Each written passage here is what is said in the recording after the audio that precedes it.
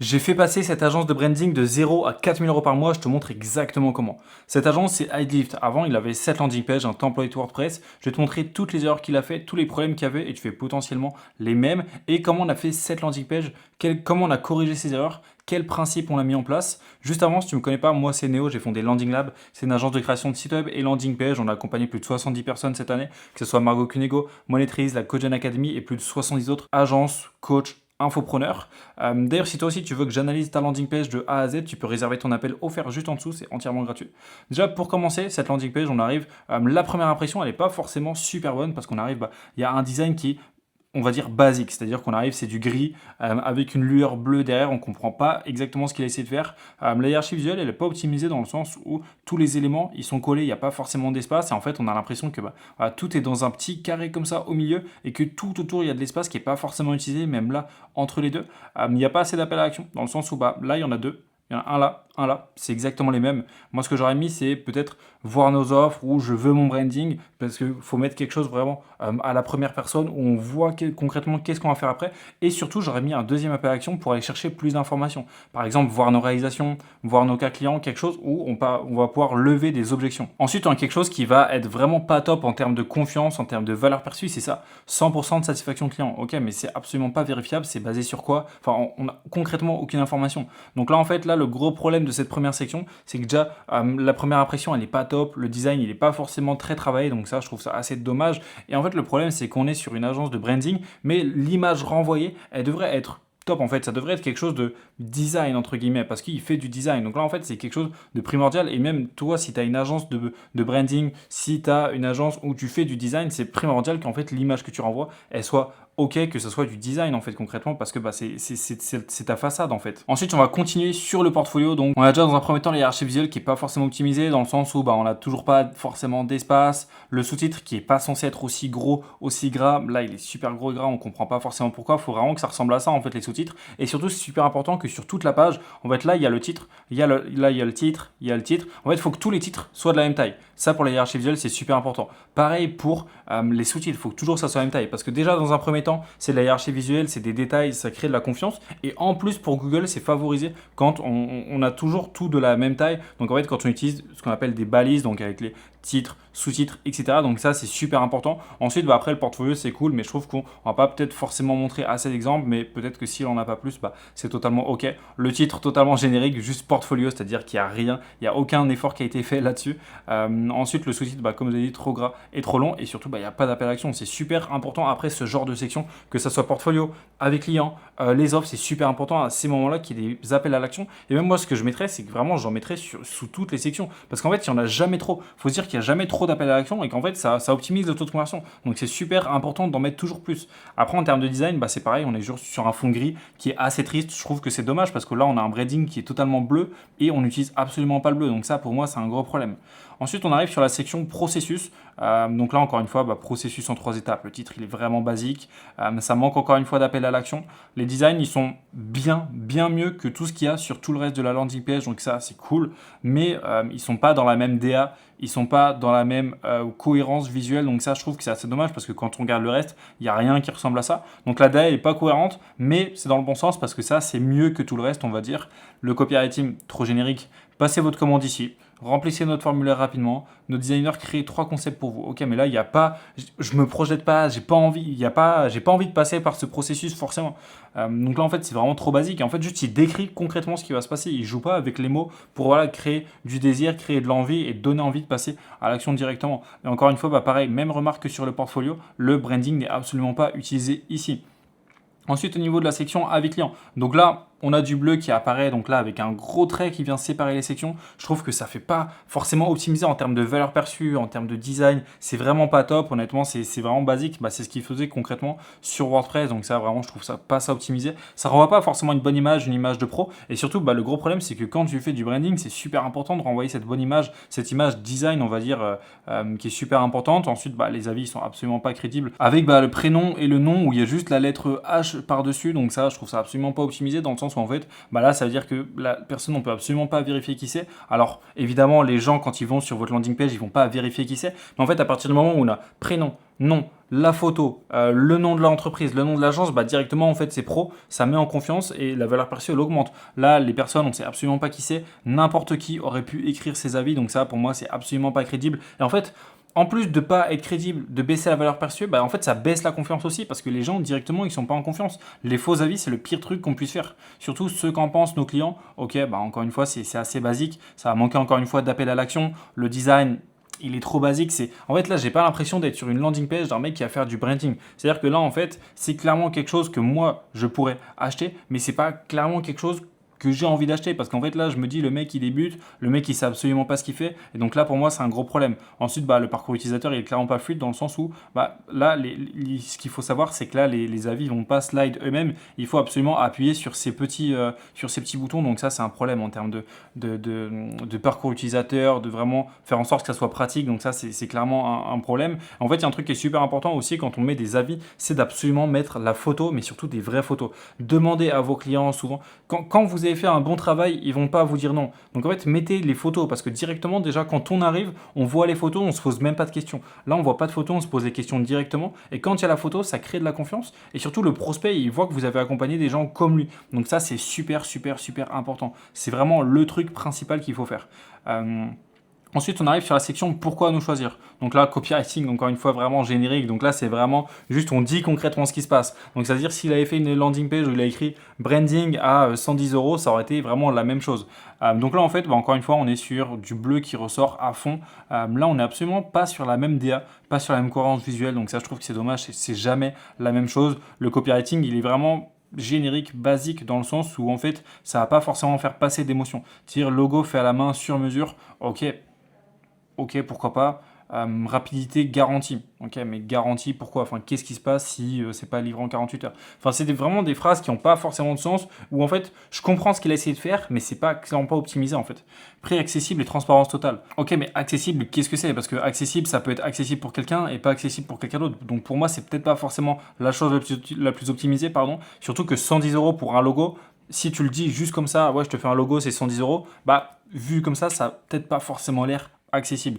Et transparence totale, ok, mais j'ai pas besoin que tu sois transparent, j'ai besoin d'un bon branding. Donc là, en fait, le truc, c'est qu'on parle juste du fait que c'est fait à la main. Ok, mais est-ce que ça veut dire que c'est bien? Moi, j'ai juste besoin que ça soit bien. Et aussi, en fait, il y a une grosse erreur que beaucoup d'agences font, c'est qu'en fait, elles passent plus de temps à essayer de convaincre, à essayer de parler, plutôt qu'à montrer. Et donc, en fait, là, on a une section où on montre et le reste, on parle. Donc là, logo minimaliste, notre processus, ce qu'en pensent nos clients. Donc là, c'est une fausse section, je la compte même pas, cette section. Pourquoi nous? Choisissez votre plan, la FAQ. Et en fait, au lieu de faire juste une section où tu as montré, c'est-à-dire que tu peux faire une section portfolio, tu peux faire une section avant-après, tu peux faire une section des témoignages clients. En fait, tu pourrais juste faire ça. Donc en fait, toutes les agences peuvent juste faire ça. Donc juste montrer concrètement qu'est-ce qu'elles font et pas parler en fait. Parce que ça, c'est des sections cool. En fait, n'importe qui peut le faire. À moins que tu puisses faire un bon design, c'est-à-dire que en fait, tu puisses faire voilà, des pourquoi nous avec des cases comme ça. Donc c'est-à-dire là, on aurait la section, le titre, tac, section avec des cases et en fait là on aurait le texte et par-dessus des visuels. Là, ok, ça serait pertinent. Si tu arrives à faire un bon design ici,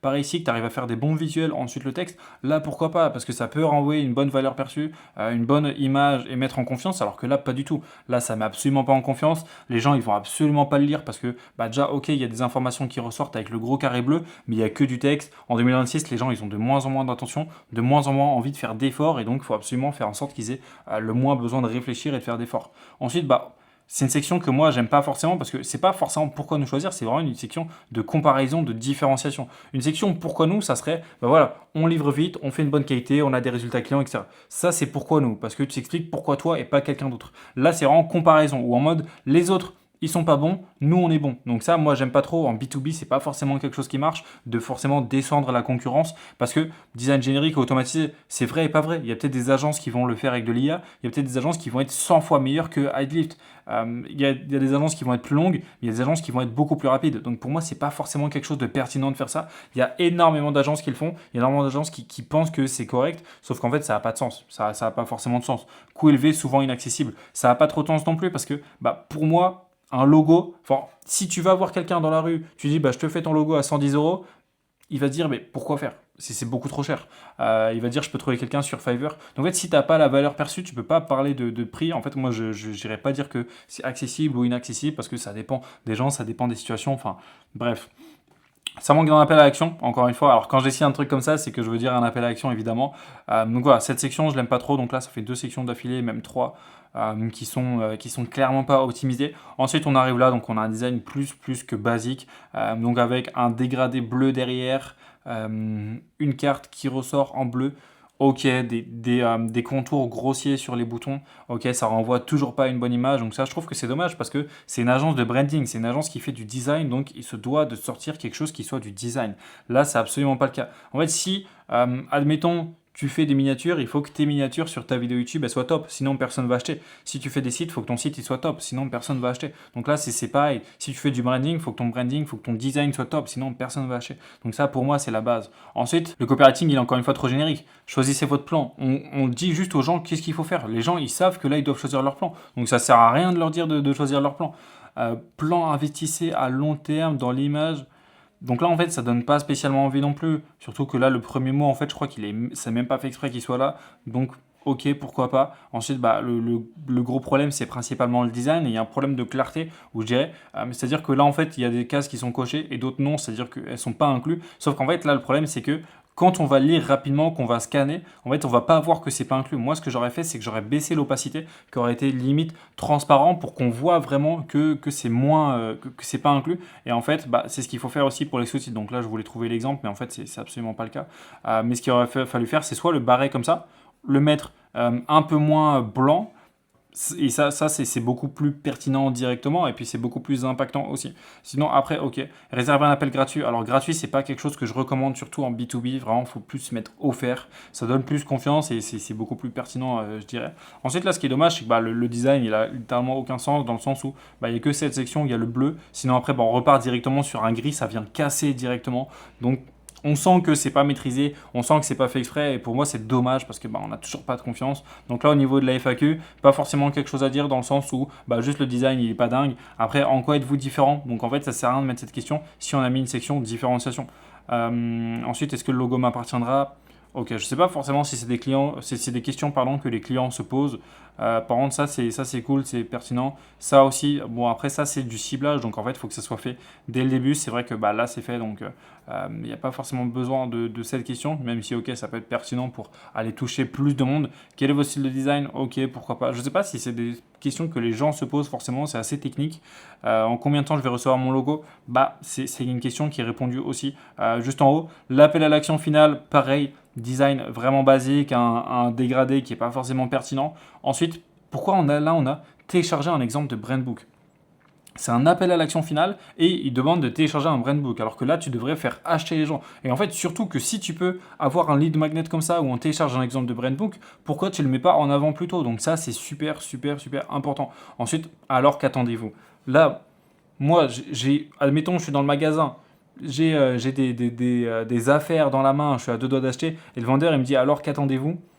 Là, ça me fait clairement pas aller plus loin. Donc ça, c'est clairement un problème aussi. Je trouve qu'en fait, c'est vraiment trop basique, que ce soit en termes de structure, de copywriting, de design. Il n'y a pas forcément de travail derrière. Donc ça, je trouve que c'est vraiment dommage, surtout pour une agence de branding. Donc ça, concrètement, là, il faisait zéro vente. Il faisait des ads, il faisait du contenu, ça prenait absolument pas. Les gens, ils arrivaient sur un landing page, ils repartaient directement parce que bah, déjà, ils n'avaient pas forcément la première impression dont ils avaient besoin. Mais surtout, en fait, ils voient, c'est quelque chose qu'il faut savoir aussi, vos prospects, ils voient vos concurrents, ils voient d'autres landing pages. Donc forcément, si la vôtre ne se démarque pas, c'est comme si vous utilisez l'IA. Si vous utilisez l'IA, vous n'allez absolument pas vous démarquer. Si vous utilisez l'IA, votre concurrent, il va voir d'autres personnes avec un site optimisé, avec une landing page qui renvoie une bien meilleure image, et naturellement, il va les choisir juste par rapport à l'image renvoyée. Il faut savoir que tout le monde juge à l'image. Ça, c'est simple. On dit il ne faut pas juger un livre à sa couverture. Pourquoi on dit ça? Parce que tout le monde le fait. Donc en fait, c'est super important de bien comprendre ça. C'est super important de bien comprendre l'importance de l'image, l'importance du design. Parce que même, j'entends souvent beaucoup de gens qui disent le design, c'est pas important. Le design, c'est autant important que le copywriting et que la structure. Donc ça, c'est quelque chose vraiment à prendre en compte. Concrètement, si on doit résumer, un design qui est travaillé, on sent qu'il a fait des efforts, notamment sur les dégradés, notamment sur les couleurs juste ici, mais qui renvoie absolument pas une bonne image. Ensuite, c'est absolument pas moderne et c'est dommage parce qu'ils visent des startups tech surtout. Donc, il faut clairement quelque chose de moderne, de crédible. Il n'y a pas d'effet premium, il n'y a pas d'effet wow.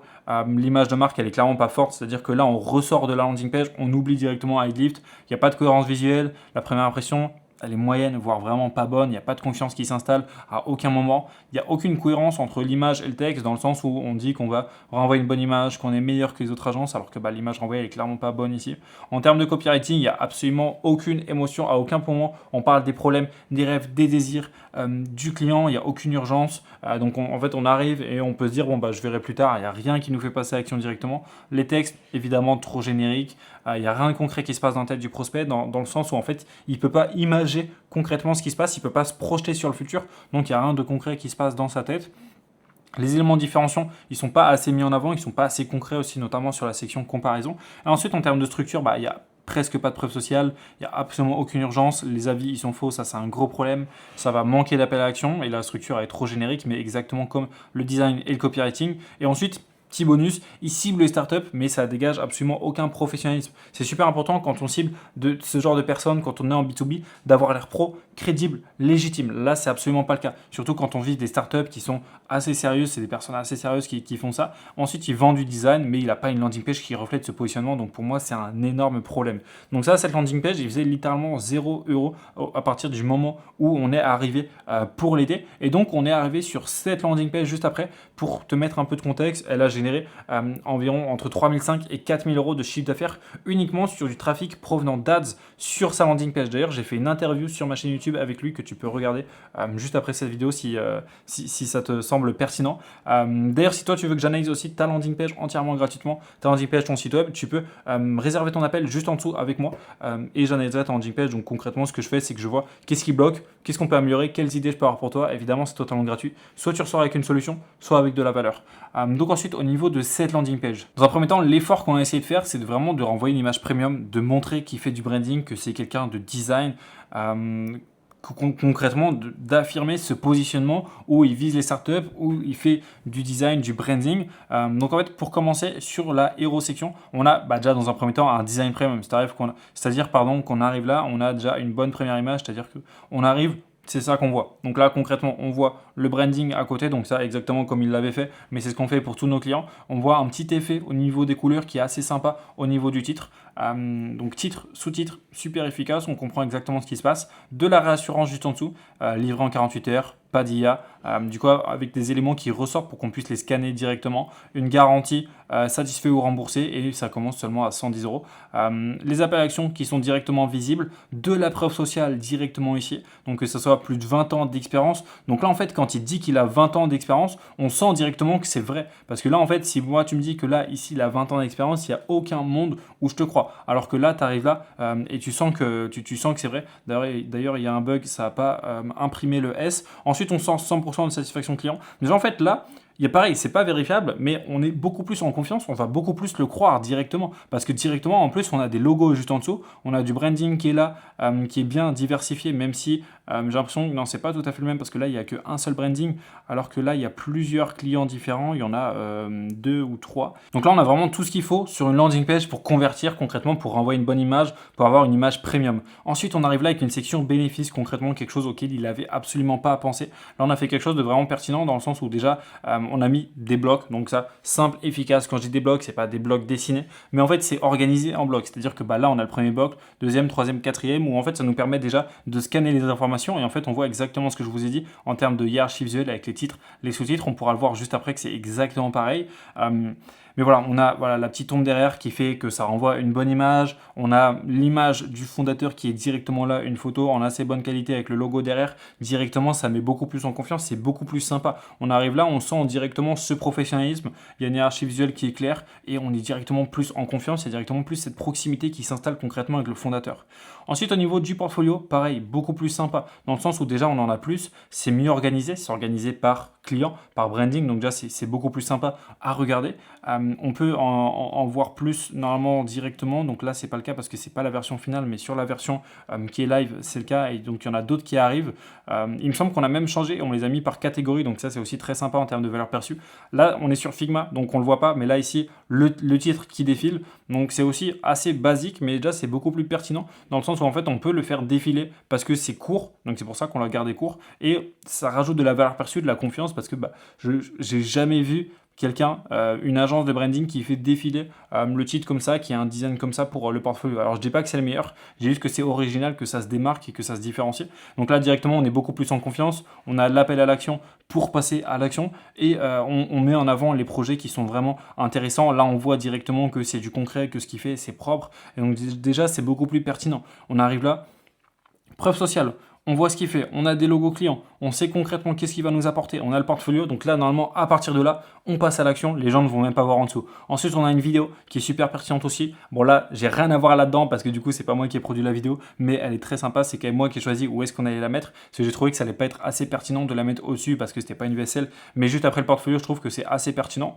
Directement en dessous on a les avis, donc là on peut voir toujours que la cohérence visuelle, la direction artistique est toujours claire, c'est-à-dire que si tu regardes là au niveau des titres, c'est toujours pareil. Les boutons, c'est toujours pareil.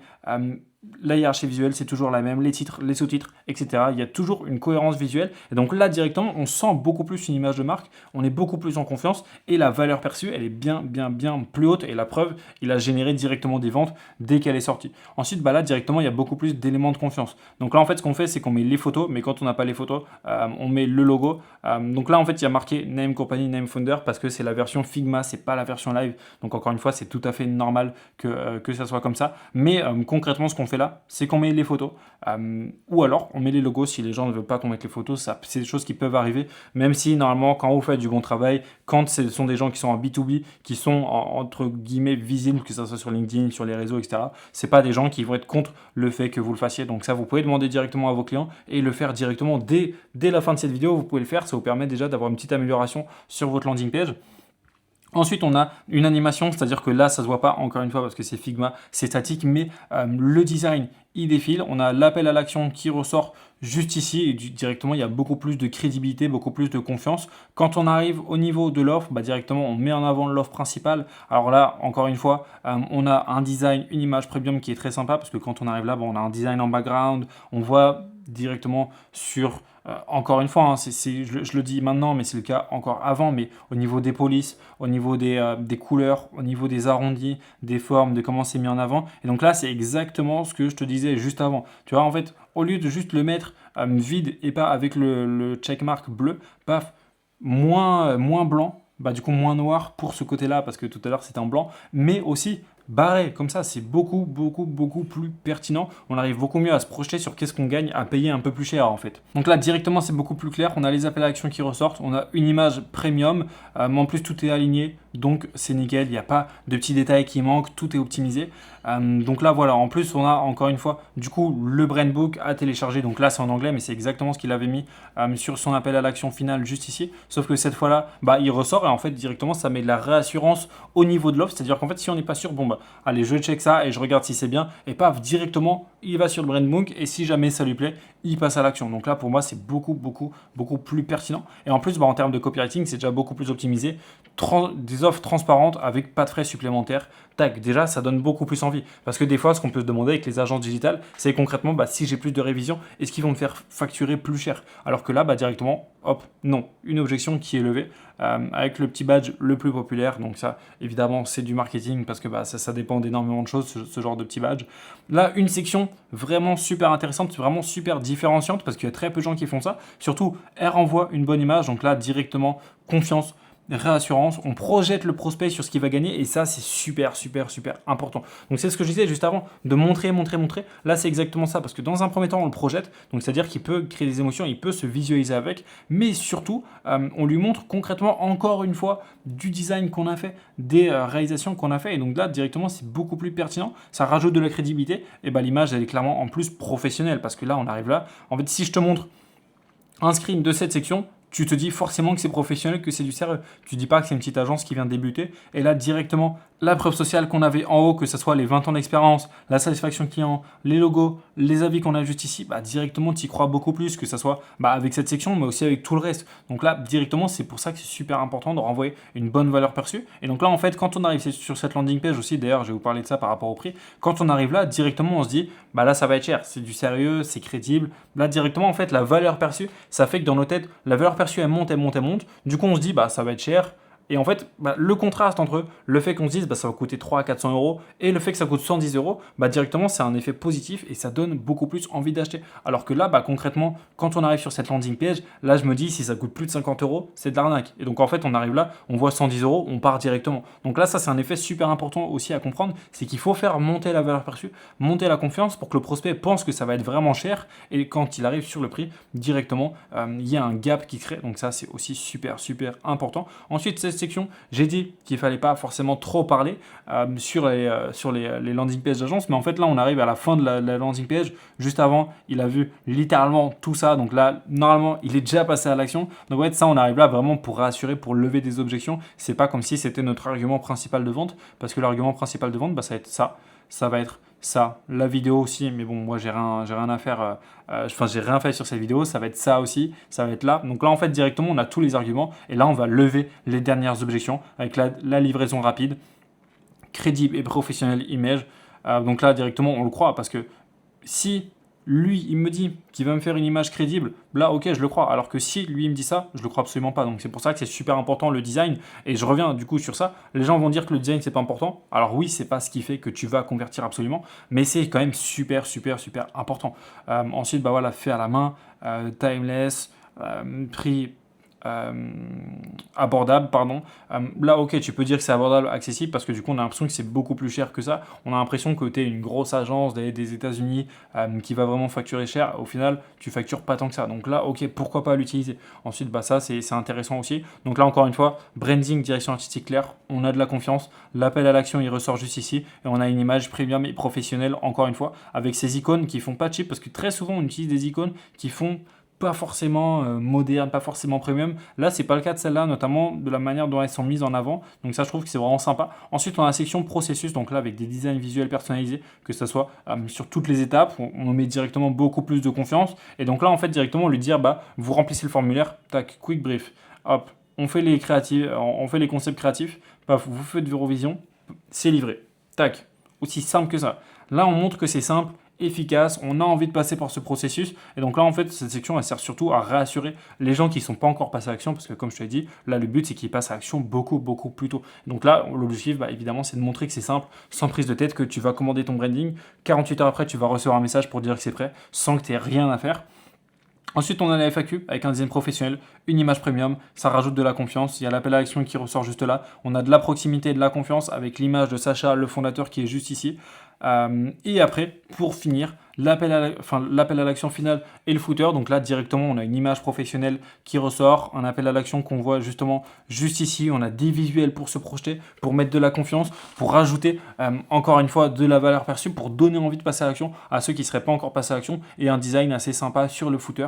Donc ça permet de encore une fois, rajouter de la confiance. Donc là, concrètement, le copywriting, on n'a pas forcément agi dessus en priorité parce que la page est principalement en anglais. On ne fait pas forcément de copywriting en anglais. On peut donner des recommandations, c'est ce qu'on a fait ici, mais on ne va pas le faire nous-mêmes à fond, alors que quand c'est en français, on fait forcément à fond. Donc c'est pour ça que je ne vais pas forcément faire de résumé sur le copywriting. Mais déjà, en termes de design, on a un design sur mesure. C'est pas une template, on n'utilise pas l'IA et c'est pas pour autant que ça va être super cher.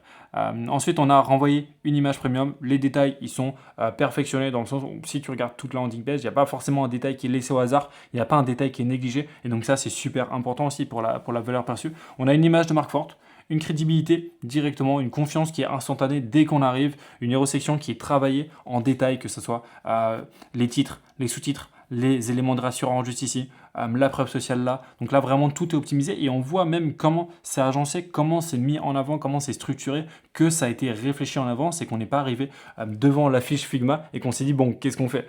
Ensuite du coup, la première impression elle est très bonne aussi. On a de la preuve sociale sur toute la landing page, des sections variées avec des objectifs précis comme je t'ai expliqué juste avant. On met en avant les bons éléments, il y a de la confiance, de la réassurance. On fait aussi en sorte que le prospect il se projette pour créer des émotions parce qu'en fait que ce soit en termes de design ou en termes de copywriting, quand le prospect il va réussir à créer une image, à se projeter, c'est là où en fait ça crée des émotions. Donc c'est pour ça que c'est super important que le copywriting il soit concret, qui puisse être imagé dans le cerveau du coup justement, et c'est super important qu'on puisse se projeter pour du coup créer des émotions parce que c'est les émotions et la confiance qui vont faire acheter. Donc le design ça sert à faire passer la confiance et le copywriting à faire passer les émotions, donc avec la structure aussi évidemment. Donc c'est pour ça que les deux en fait sont super importants, même les trois du coup si j'inclus la structure. Et c'est pour ça qu'il faut les optimiser. Ensuite, les appels à action qui ressortent, la hiérarchie visuelle et la structure de page qui sont optimisées concrètement pour convertir et il n'y a absolument aucune friction pour passer à l'action. Donc voilà comment on a fait passer IDLift de 0 à 4000 euros par mois littéralement de chiffre d'affaires. Ça, c'est des chiffres qui sont prouvés. C'est IDLift lui-même, le fondateur avec qui j'ai fait une interview qui est disponible sur ma chaîne YouTube, qui m'en a parlé, qui m'a fait part de ces chiffres. Donc voilà, si toi, tu veux aussi que j'analyse ta landing page, que tu passes potentiellement par le processus par lequel IDLift est passé, tu peux réserver ton appel offert avec moi juste en dessous. On va voir ensemble en moins de 30 minutes concrètement qu'est-ce que tu as actuellement, quel est ton taux de conversion, comment on peut l'améliorer, quelles idées on peut mettre en place, quelles choses on peut mettre en place. Soit tu ressors avec de la valeur, soit une solution que tu travailles avec moi ou non. En plus, j'ai mis en place une garantie de résultats ou remboursés, c'est-à-dire qu'en fait, si on fait ta landing page et que tu n'as pas plus de résultats qu'avant, on te rembourse. Donc simple et efficace. On voit ton taux de conversion actuel, on fait ta landing page, si c'est pas mieux, on te rembourse. Donc soit tu gagnes de l'argent, soit je te rends ton argent. Donc littéralement, tu n'as aucun risque à passer à l'action.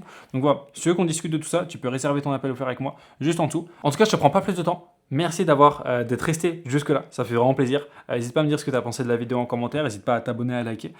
Sur ce, je te prends pas plus de temps. Je te souhaite une bonne journée et puis on se dit à très vite.